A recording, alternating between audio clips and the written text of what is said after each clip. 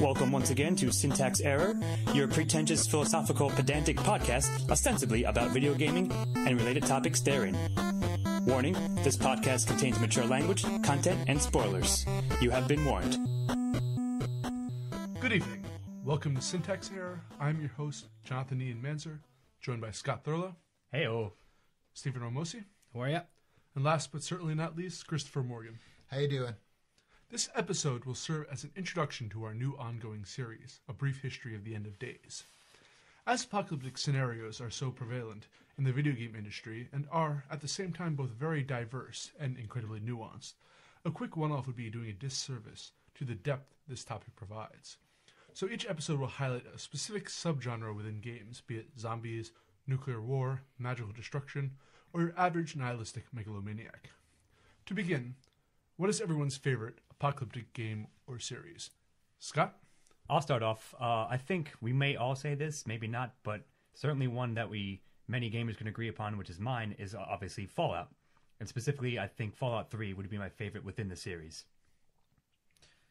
Steve? Fallout 3 is definitely my favorite one, too. Up there on my list of favorite games of all time. Chris? Yeah, I'm gonna be a conformist because Fallout 3 definitely had. Yeah, Fallout 3 definitely. You're definitely. a lemming, like you said last time. Yeah, I'm a lemming, but just because I agree with the two of you doesn't make it any less true. That's fair. I'm going to be the sole detractor here. While I agree that the Fallout series probably has the most realized post-apocalyptic environment, I'm going to go old school with Final Fantasy 3 or 6, depending on what generation and how pretentious you are. Real old school, pretentious cred. And the reason I say this is that it's one of the few games which the apocalypse actually happens within game. You see the world beforehand as a whole, and then get to experience it after its destruction. But going on to kind of the topic of what it actually means for it to be an apocalypse, I would argue that Fallout could be considered apocalyptic. It takes place many years after an apocalypse. Civilization exists. I would certainly say New Vegas certainly is the rebirth of civilization there. Anyone have any? Well, I guess it depends. We're going to have to talk more about what we call an apocalypse. Obviously, it is That's the post some apocalypse. So the term post-apocalypse, I think, applies. Whether it's the beginning of a new civilization instead of... Whether it's a pre-Civ game or a post-apocalypse game, I guess could be debated for that. Although, clearly, there's still a lot of... The world is pretty much ruined still in all of the Fallout games. And I think that's one of the main things that you look for in a post-apocalypse game that you're going for. That's kind of all I have to say about that specifically. Ian said something really interesting before about New Vegas being the rebirth of civilization. And if you go, because when you get to New Vegas, the world itself, the microcosm, whatever, is very realized. But in a lot of ways, Fallout 3 is, they're both about dominance of of whatever microcosm there is. But Fallout 3 seems to be more of a, putting everything together, where it's like before it's realized. Does that make sense? Like, New Sure. Vegas seems to be like a more complete society, and Fallout 3 seems to be about unifying the various societies. They're not as closely linked. I will definitely agree with you that if you are going to define one of the Fallout games, again, I've never played the original Fallout or Fallout 2. I was introduced through Fallout 3. I was more of a Baldur's Gate guy. Fallout 3 is definitely closer to... But it was many, many centuries after the apocalypse happened. Civilization never died off as they're preserved in the vaults. Again, it goes back. I want to ask the group, what do you consider an apocalypse to be? Is it the end of all humanity? Is it the end of civilization? Can a certain segment of the world have an apocalypse while the rest of the world is preserved? I'll answer yes to that question, and I'll bring it back. I'll filter it through the light of Fallout specifically, since we all said, I think you're right. We all would say that Fallout 3 is indeed the most realized apocalypse, if you will, even amongst the Fallout series. So given that, like, they call their games Fallout, first of all, for a reason. Like, you know, if there wasn't an apocalyptic event happening, then you couldn't call it that in a sense. Like, Fallout is a term applied broadly in a societal sense to an apocalypse. So having, you know, given that, that's obviously A, what they're going for, and B, I think that to answer your question, how do we define an apocalypse? I would say it's something broadly like an event that changes the way society functions and views itself. So in the backstory of Fallout, to answer your question, like, I think I'm perhaps well versed more in the lore of Fallout, if you will. It was something like 200 and change years between the Great War, which is nations launching nukes at themselves, and the wake of it arising, you know, in the fallout, if you will, of that. So in that sense, I think, yes, of course, it's a perfectly fine post-apocalyptic game and setting, and would be under the banner of post-apocalyptic games and worlds because of that. Because you're now encountering people in society. Yes, the vaults exist, but that changes their whole, like, they were sort of isolated from society. That was kind of one of the interesting points about those games that explored it. But regardless, broadly, yes, of course it's an apocalypse, and now you have to deal with how society is now, what's become of society, if you will, in the wake of, yes, I would say, an apocalyptic event. Yeah, I mean, I think that it's definitely there clearly was an apocalypse, right? Whether it's 200 years before or whether it's happening at the time of the game, you're dealing with what happens after that event. All the events of the game are affected by that and shaped by it. I think that's kind of what makes a post-apocalyptic game. You know, there are a lot of other. I don't know what I'm trying to say. Somebody else pick it up, but I mean that's kind of all I wanted to say. I was actually kind of thinking about the name itself as Scott was talking about it, because Fallout obviously gives you the mental picture of a nuclear war, nuclear fallout, radiation. However, it's the context, of course, of it. Yeah, but by the same token, Fallout can relate to this is the fallout after this civilization fell. Like the fallout is what's left of that civilization. So mm-hmm. I think I would probably, in a very, very, very, very broad stroke, say an apocalypse is something that irreparably changes a civilization or permanently changes. Like there's no going back. But it happens globally or mm-hmm. over a wide enough expanse so like it would be a civilization. Like Ian posed what if we colonized Mars and the Earth was destroyed? Would that be an apocalyptic event? Yes, that would be an apocalyptic event on Earth, but not on Mars, I think is what we came with. And I think we were using analogies before about earlier civilizations. If you're in an isolated valley or something and you had a monsoon season, well, that would look like a 40-day flood flooded the Earth. When in fact, your valley was flooded in an area of the Earth that doesn't usually get a lot of rain. So it's just a matter, I think apocalypse really in the broadest sense has to do with your world, your personal world, and to the borders that it reaches. Of course, I agree. Like by default, almost, if something bad is happening to you, whatever it may be, and you think it's going to ruin your life and or kill you, that would broadly you would view that as an quote apocalyptic event. But I really like something you just said. Maybe I'd never thought of this. The Fallout thing, it's sort of not a double entendre, but you get more than one context out of it, right? Yeah. It's the fallout of the bombs, of course, but also the fallout of civilization, which I think, as we just said, is indeed that's what they're exploring in that game, and that's what qualifies it as an apocalyptic game in an apocalyptic setting, a post-apocalyptic setting. So you sort of get like, and many characters in that game, and the lore even that you find in the game will reference, what in the story, within the storyline of the whole series, things that happen, and how indeed like journals from people who watched the war happen. Yeah. And to them, of course, it was apocalyptic as well. One of the subtexts that I know the original game dealt with the Enclave returning, the remnants of the old civilization trying to reassert dominance.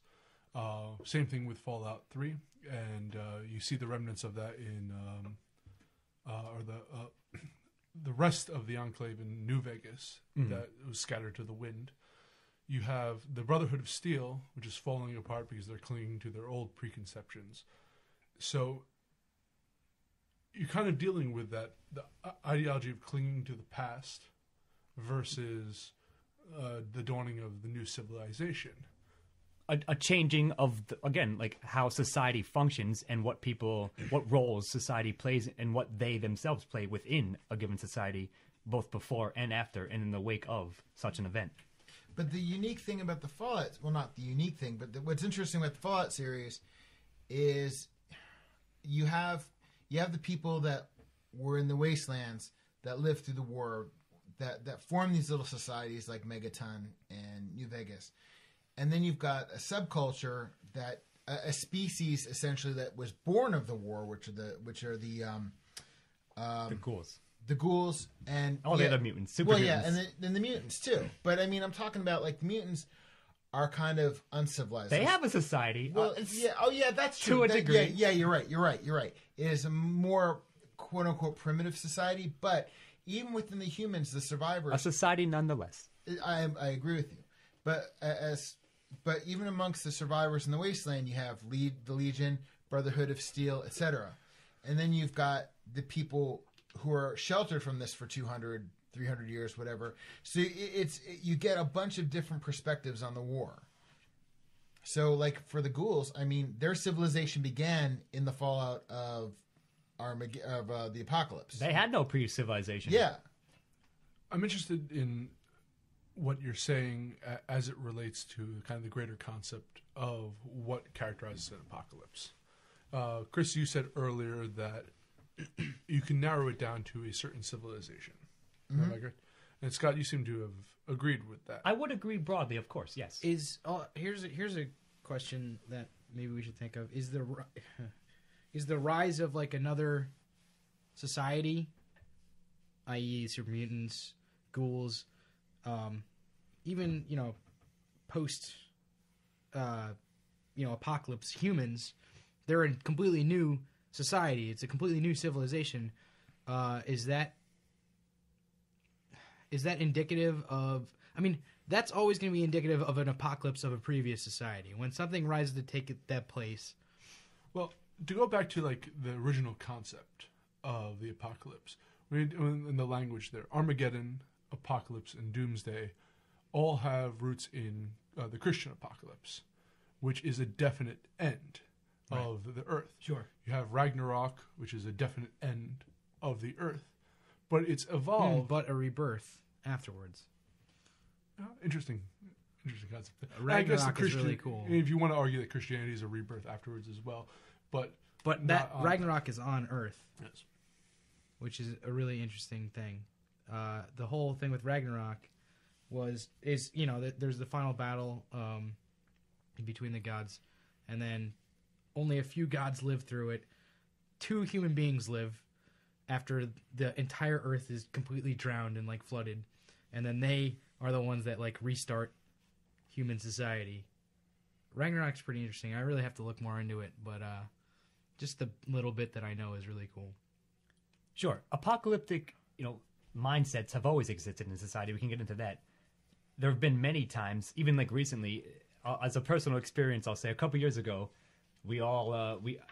some viewers or listeners may recall that there was a sort of like a little Christian sect where a preacher proclaimed he had found a code in the Bible and it said this date is going to be the apocalypse, it's going to be the rapture, and we had a party for it. We like hung out and like partied. Was it one of the days on Halloween? No, it wasn't Halloween. It doesn't matter. Like It was October 21st.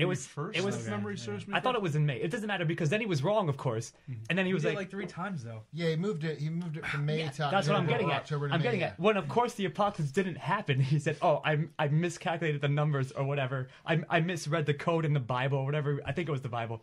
And then he moved the date, and we were like, "Yeah, okay, let's have another party." But like, that's always like humans like to think they're special, right? So societies throughout history, if anything adverse was happening to them, they would say it was the apocalypse. On that point, I'd like to ask the other two. Why do you think we're so attracted as humans to the concept of an end? It's been prevalent throughout all of humanity.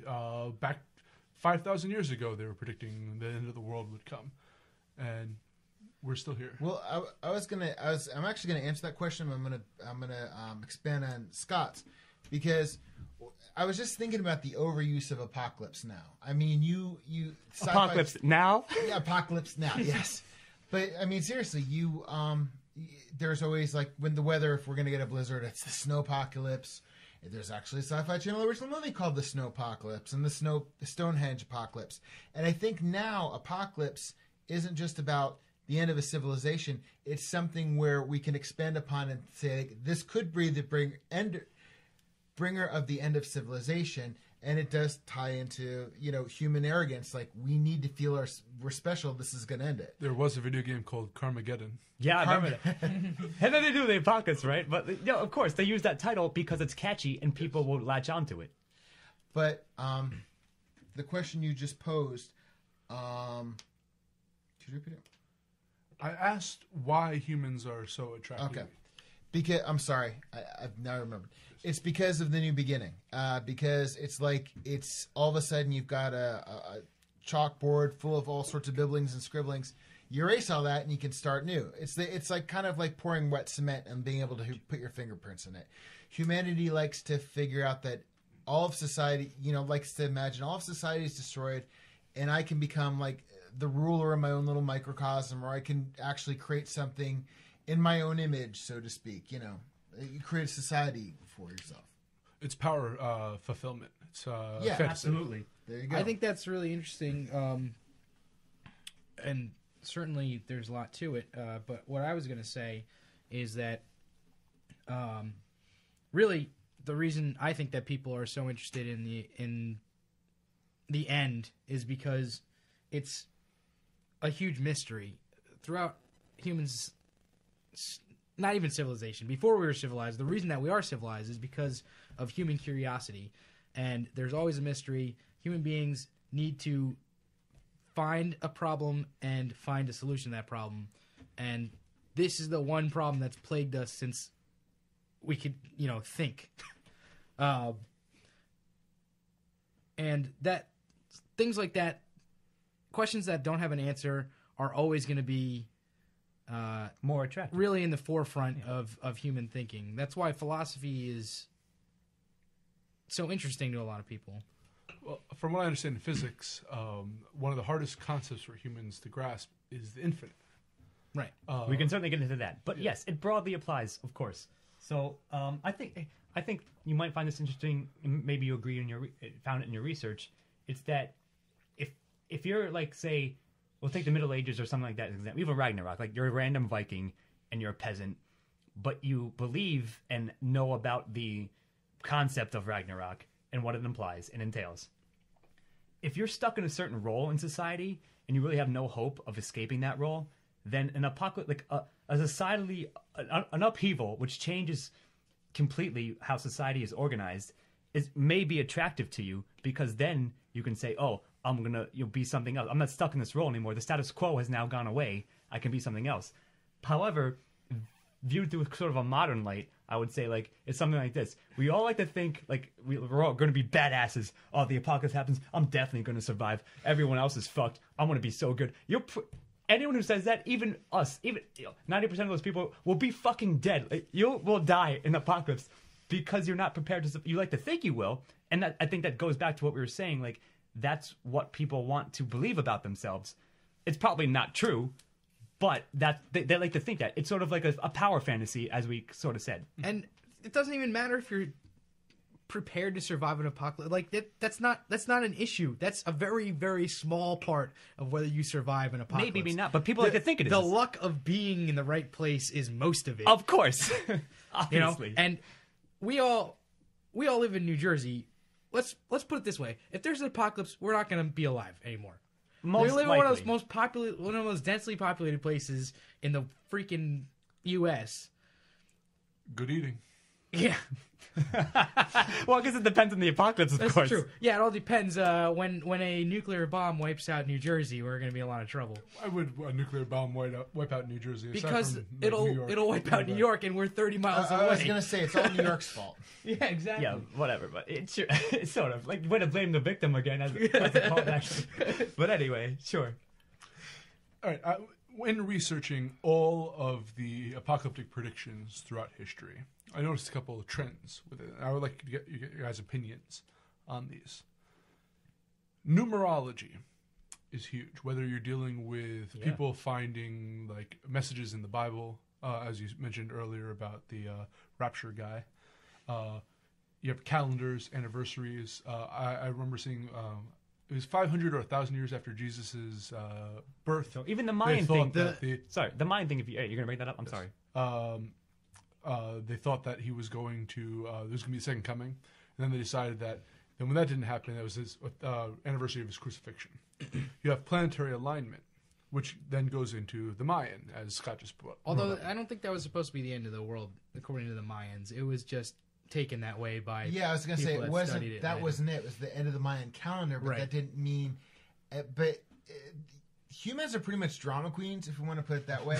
And it comes back to what Scott said about humans desiring to be special, feel special. And that's part of it, you know. Then the Mayans' perfect thing, that it combines both numerology and planetary alignment and other astrological symbols. And then another thing I found was very curious is kind of the idea of nostalgia. That back when I was young, the world was fantastic. And now that I'm growing older, the world's worse. So it must be the end of times. In fact, I want to quote in 2800 BCE. This is from the Smithsonian. They have an Assyrian clay tablet which bears, "Our earth is degenerate in these later days. There are signs that the world is speedily coming to an end. Bribery and corruption are common. Children no longer obey their parents. Every man wants to write a book, and the end of the world is evidently approaching." I'm quite sure that could be quoted from Fox News as well as an Assyrian tablet predicting the end of the world. I was going to say, I think Plato or Socrates said something like that. But what I was going to say, going back to the numerology thing, is the Buddhist. I was reading about this yesterday. The Buddhist end of the world is called the Seven Suns, and it basically. I mean, I don't know that much about it. I read a very brief synopsis of it, but pretty much what it seems like is 7 suns come, like the star, come to Earth and basically bake everyone alive. Which is kind of interesting. Sure, yeah, it's mildly amusing. Ian mentioned something just before, and I think it's also sort of broadly applied to a similar thing to what I was saying earlier. You said people like numerology, etc. Humans are also pattern seekers. They want to see patterns in things, which patterns may not even exist. Very true. So, given that, the Mayan thing is the Mayan, civilization, and also within there, as I recall, it was, as you said, sort of. It was a rebirth thing. It wasn't like the end of the world. It was a cyclical model. So yes, like one age ends and now a new age begins. Sort of like as we were saying, our civilizations arise and fall. But being cyclical ourselves, we said that an end of one previous civilization will arise to a new inevitably. Sure. So nature abhors the vacuum. Sure. Yeah. So let me take. All right, I'll give a little video game example. I don't know if you all remember this. Some of you may. There was a game called Secret Evermore. It was one of my favorite SNES games. It wasn't as good as Secret of Mana, but it was really good. I think it was made by the same developers. Yes, it was. There was a guy. There was one town. I think he was in every town, actually. It was the same character model, and he was there in every town. And no matter what was happening in the plot, wherever part you were, or whatever quest you have or have not done, you talk to this guy, and all he would ever say was, "Heed my warning, the end is near." So I thought that was a really funny, little lampshading joke upon that kind of mindset. Yeah, go on. That's it. Well, actually, to bring up Secret of Mana, which I think has one of the more tragic endings, where in saving the bittersweet. world, you lose both your dragon that you've been riding around, who turns out to be the big bad, and one of your companions. Well, that's Secret of Mana. I said Secret Evermore. Yeah, well, I said but yes, you did mention I'm sorry, Secret yes. of Mana. But that deals with kind of the cyclical nature of the world, that you're the reborn hero. So again, we never come up with anything new. These are just stories that we just put different character names to and tell over and over again. Sure. So not only is stuck in the cycle of our worlds being reborn, but all our plot lines.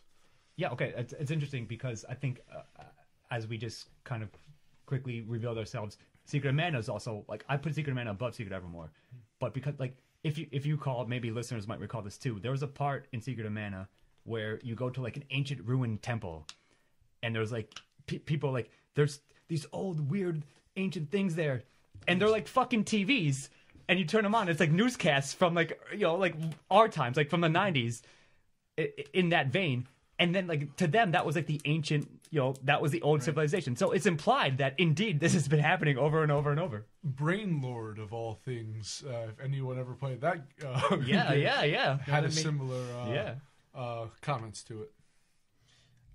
I was actually, I don't know if this is going to be diverging about from what you guys said, but like recognizing patterns, cycles.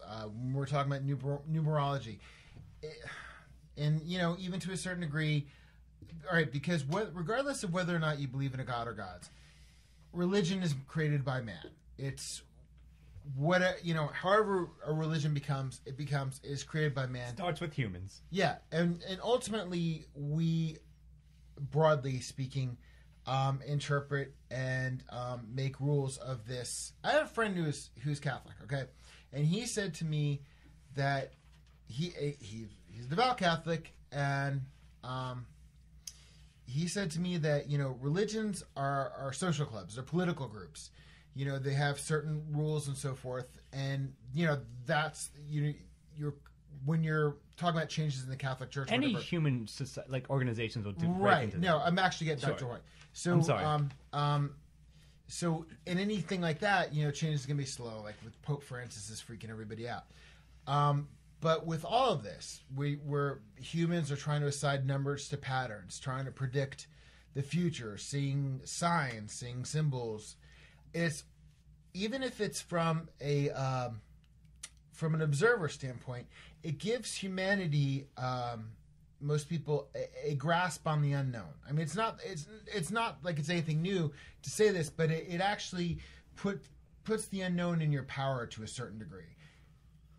Well, I agree with you with religion's aspect. I think it's absurd that the human construction of a calendar, our arbitrary assigning of dates, has any meaning to, and that tends to actually like be one of the major players in our predictions of apocalypse, is like whether the Hebrew calendar or the Mayan calendar, The seventh date of the seventh year, or whatever. Yeah. 1000 they predicted the end of the world in the Gregorian calendar in the year. It's just absurd. But if you're religious, that's not. You don't think that that's a human creation. You think that is sent to, you know, Earth by God or gods, I guess, if you're Deity polytheist and ease. But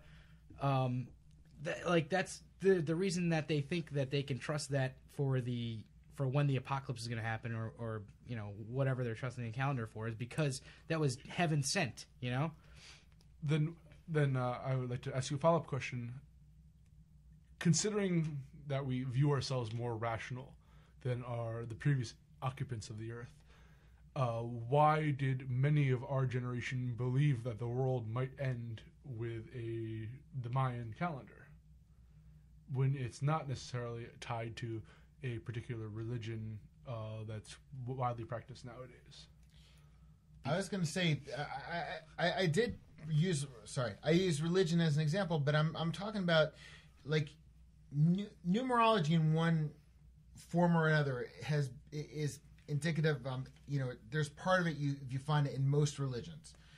So I'm just saying I think when you're assigning things to calendars and so forth, I don't think it's strictly a religious thing. I think it's got a broader appeal because, you know, this religion or this belief system of belief may look at it as one thing. Somebody who just basically is like a New Age person might see it as another thing. I'm not saying it's completely confined to religion. Mm-hmm. That's my only point. Well, I mean, to answer your question directly about the Mayans and why people thought that they were,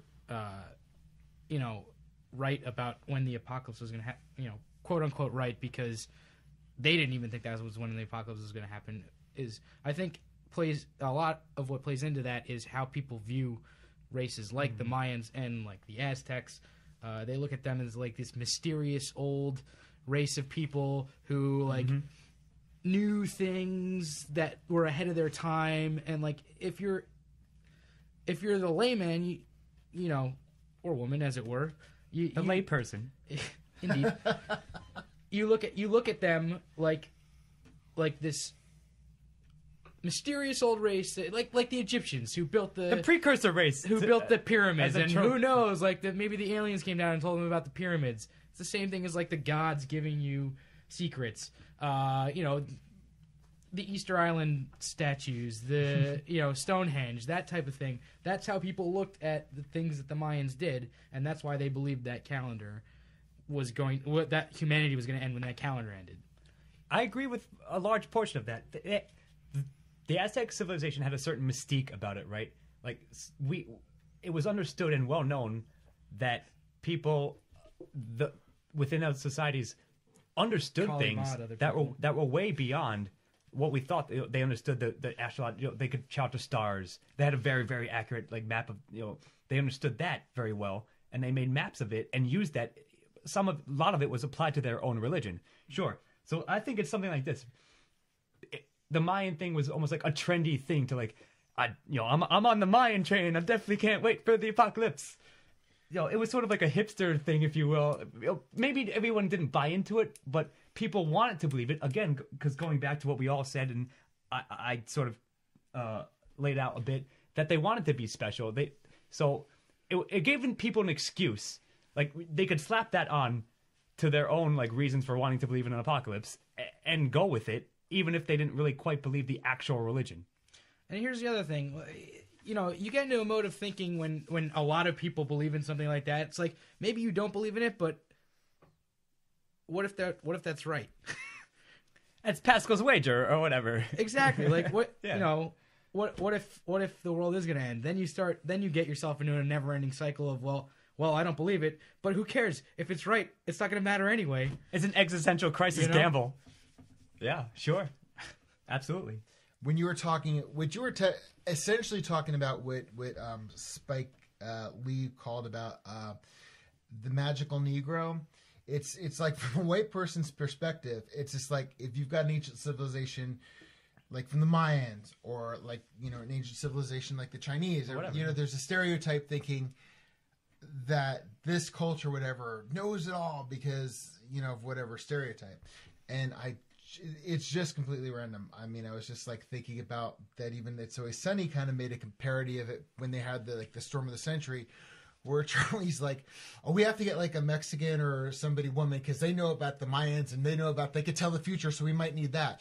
It's just but I'm saying is to Steve-O's point is it's funny from United States culture. You look at to any of these more quote unquote ancient cultures. I'm really trying my best to be a little more descriptive than that. The prediction of that, because we have this idea that they have this ancient civilization. They're so knowledgeable, blah blah blah. It is kind of a hipster thing. It is a being self-important thing. It's all these things from our perspective because we are the new world. We are basically modern to everything that came before it. Actually, it's interesting that you say that because in my research, there was very few predictions or ancient predictions about the end of the world outside of Western civilization. You had the Assyrians, you had Egyptian, the Persian, but most of it was dominated by kind of the Christian aspect of the end of days. Not until you get into the later years do we start to embrace the concept of what the Chinese might view on it and what the like the Mayans, as we've been talking about. And I'm sure that they existed back in the day, because it seems to be this continuing concept amongst humanity. But just or at least the information that I saw that was out there was basically just focused specifically on Western civilization. Sure, and so you're more kind of informed of that. That's sort of like a history lesson, which is very interesting, and of course is applied to this. But I'm going to try to like. It's not that interesting. Yeah, that's also debatable. But regardless, I'm going to bring it sort of a video game point, right? The Mayans they might as well equal something like the precursor race in Halo, or whatever. Like, you know what I mean? Like, it's become its own trope for a reason. Like, you know, that sort of mindset and like vision exists in society. So of course it'll be applied to games, and you've all seen it used a lot, where they use something like that, and like they've attained godlike status. It's the Arthur C. Clarke thing, like sufficiently advanced technology equals magic to them. So, but viewed through, I know something bad happened to the precursors, the Forerunners, I believe it was in Halo. Something bad happened to them, but now we can sort of vaguely reconstruct their relics. But they knew that like they were much smarter than us, anyways, and they had to deal with an apocalypse. In Mass Effect, they're the Protheans. Whatever it is. No. But what I'm saying is, as somebody who's played all three games, they do that really well in Mass Effect with the Protheans. To the fact that, you know, they were seen as gods. They're part of the cycle that we can learn so much from. There's various point of views on the Protheans, and I'm just using that as the video game example. Sure. Mass Effect's an example of something where they really do a really good job of realizing all the aspects of what you're saying. Yeah, true. Like I said, it's a trope, of course, for a reason. But because it exists broadly in society, then of course those who are aware of it are going to use it in games. If it's used well, or whether or not it's used well or not, is kind of sort of beyond, neither here nor there. It's just that it exists, and you saw. I think it became kind of more and more prevalent, or at least it was used more often, more recently in games like that. I was going to say that I was thinking about. The video games now versus sci-fi, science fiction novels, television, so forth, from like the 40s to, essentially 80s, where all of a sudden, like on Star Trek or an a Vonnegut novel or Asimov novel or story, you could discuss racism, you could discuss religion. Hell, you could actually discuss abortion, and you could discuss the death penalty. If you put it into an alien context, you can view it anyway, because you're kind of finding a loophole in the censorship system. It's sneaking crap under the radar, right? In tropes. But what I'm saying is why we see all these tropes, and especially in video games, because that's just the extension of it. Like in video, in a book or in a TV show or a movie or whatever, you've got more of a finite amount of time. But if you really want to explore something where you're getting into a Mass Effect or to come back to a Fallout, they've created such a vast, expansive, intricate universe, and more so even in the Fallout games, because you could really follow like one group of people, like the ghouls. You could side with the humans. Through all these things, it gives you an experience to realize these points of view. So you're using a trope. You're able to discuss it because their characters. We as gamers are drawn to a character, a certain course, where they're going to be a, renegade or a paragon. And no, I'm just saying that this is the extension of exploring these issues within games, and allows you to become the avatar for that theory of that point of thought. Sure, no doubt. Like you are absolutely correct, and yes, I think that's why it's so. Maybe it resonates with a lot of gamers and audiences in that sense because of that. But let me bring up. Maybe I'm jumping the gun on your topic here a little bit, but I want to mention a specific game. I think it's one we all love, or at least three of us at this table. Chrono Trigger. I will apply it to your earlier question. In the same way that you said Final Fantasy III is like a legit apocalypse, in quotes, if you will, because you see the world before and after. In Chrono Trigger, because of the nature of that game and the plot, you can do that too. Yes. You can see the future, and humanity is in shambles. But the question is, does there are plenty of video games that deal with potential apocalypses. That's true. I guess because of the nature of the plot in that And game. in Chrono Trigger, history does, in fact, change unless you lose the game. But the future refused to change. So, in a sense, it is, while you do see a potential post-apocalyptic, the future is nullified in the game. That's true. I mean, it's just a depiction of it, at least. Like, there was 2 apocalypses, if you recall. Yeah. Zeal, you actually witnessed and perhaps are a part of that apocalypse. But then that's one part of history, one of the historical eras you can visit in that game, and then you go to the far, far future, where indeed humanity is quite ruined. They called it the ruined or whatever. It might as well have been the thing from FF. So, we touched upon what exactly is the apocalypse, which some of us may or may not fully agree on the concept of it. But I wanted to now discuss why games are so attracted to the concept of either an apocalypse happening or the potential for one to happen. I think the answer is power fantasy. Again, broadly, one of the major answers you could say to that is because of that. But that's of course applied to anything, but specifically to this one thing. As I said earlier, everyone likes to think of themselves of some survivalist badass. They want to explore the apocalypse without actually having to be in one. So in that sense, I think that's why games are an attractive way to do that, because you can have the Fallout things and everything else we said. You can have a very immersive, fully realized world that isn't in quotes, an apocalyptic world, and you can explore that world and explore, what may be possibly happening, or what could happen, but you're still sitting in your living room or whatever, safe playing this game. I would agree that they're trying to explore the apocalypse without having to go through it. However, I don't know if I would say if I think it's a power fantasy. Like I said earlier, I think it's just kind of it's a way to explore a mystery that we really can't actually explore. Sure, sort of. That's what I'm saying, kind of in the same sense. I'm going to be a little cynical on this and maybe clarify my point. Okay. I'm going to butcher/paraphrase a quote where okay. It's easier to win the war than it is the peace. Mm-hmm. And that's really good.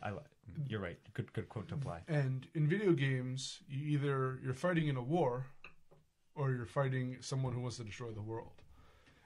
In many, many games, right? And it's I feel for developers, an easy way to give something for players to do. It is. It absolutely is. Agreed.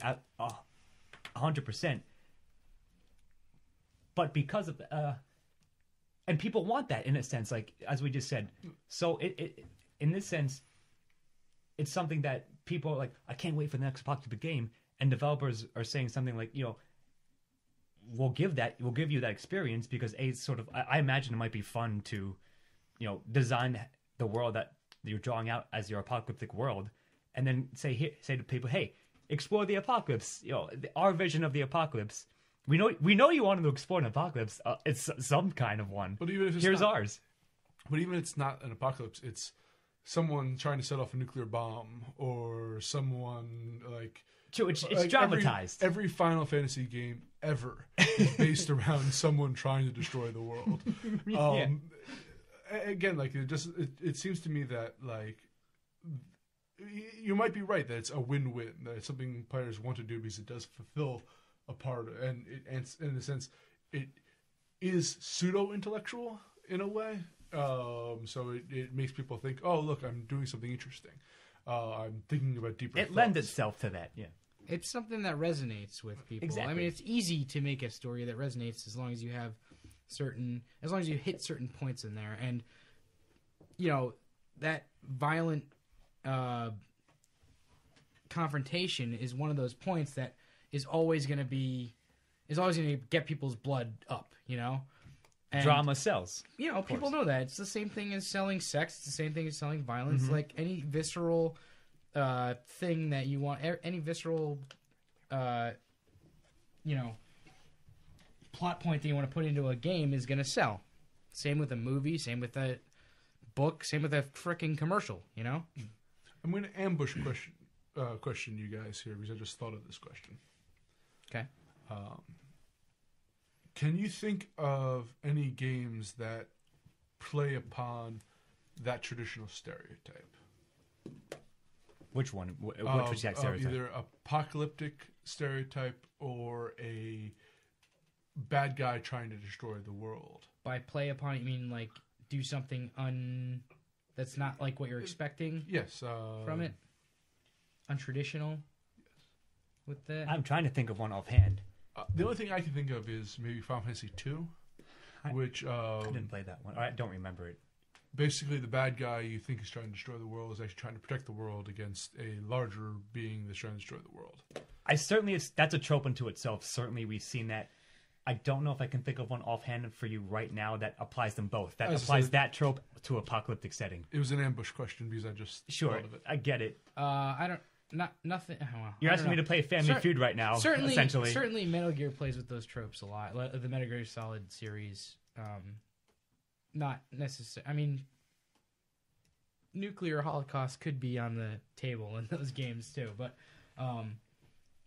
that does mess around with who you can trust. They imply it always is in Metal Gear. That's part of the entire thing. That the subtitle for Metal Gear was. Tactical espionage. Yeah, something like that. So there was always that hiding in the background in those games. Like, you never knew who to trust, who you couldn't trust. True, yes. I mean, that's also broadly applied. It's been used in a lot of games. And again, I think because it does resonate somewhat with, not even somewhat, it resonates to enough of a degree with audiences that they know they can use that and get away with it because you almost automatically be invested in it. Now, whether or not they did a rug pull or like, the bad guy is really the good guy, like, I can't think of one offhand. I'm sure I can think of one in the break. I'll think of one for you later. But I understand what you're saying, and it's very interesting. It's to try to name ones that have done that, or at least attempted to. But of course, there's 10,000 more that just use that as that's the setup, right? Big bad is going to blow up the world. And you got to stop them, otherwise apocalypse. Well, I think that will conclude our introduction to a brief history of the end of days.